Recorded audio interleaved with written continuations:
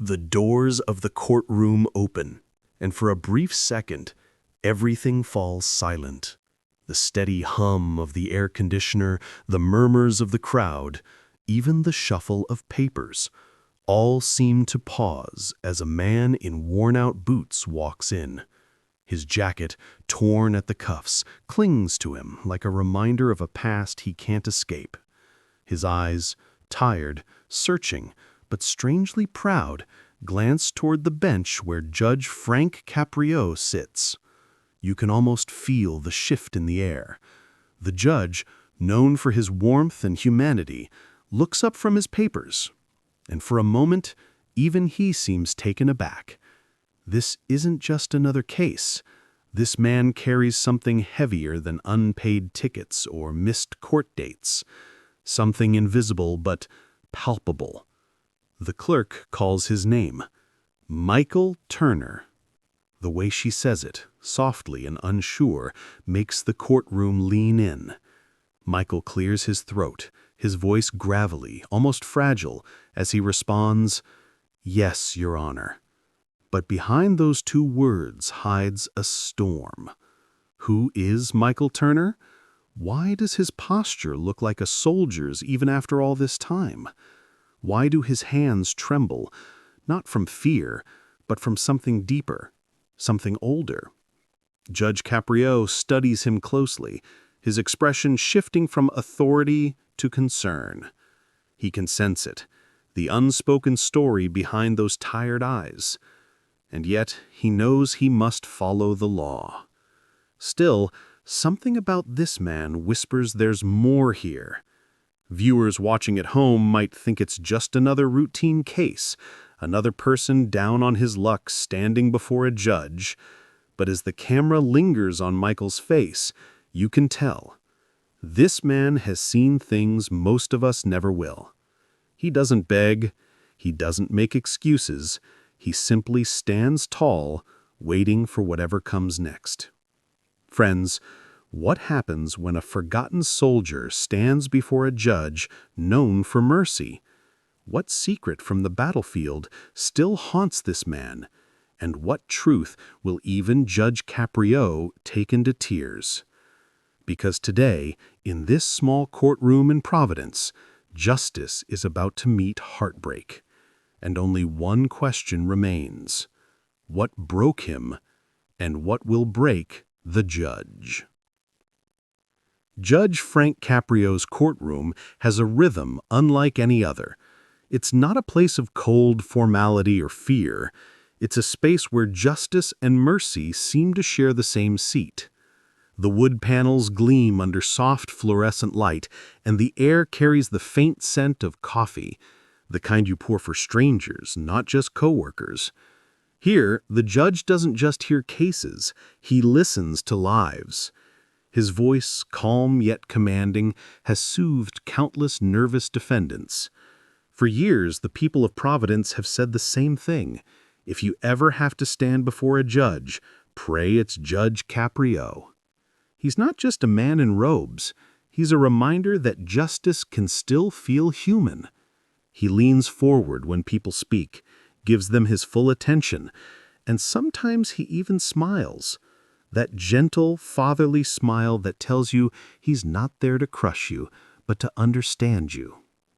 And on this rainy morning, as the clouds hang low over Providence, that same smile fades ever so slightly when a thin, weather-beaten man steps toward the podium.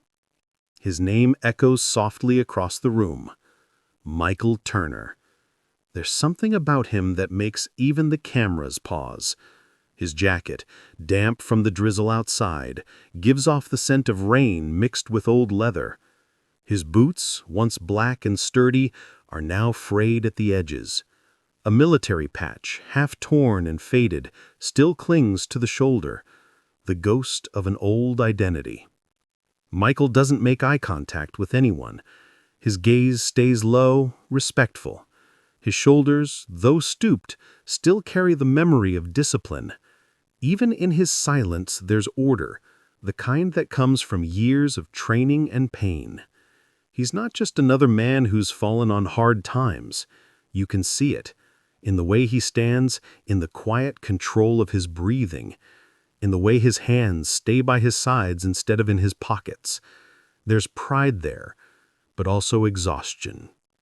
"Good morning," Judge Caprio says, his tone gentle, probing.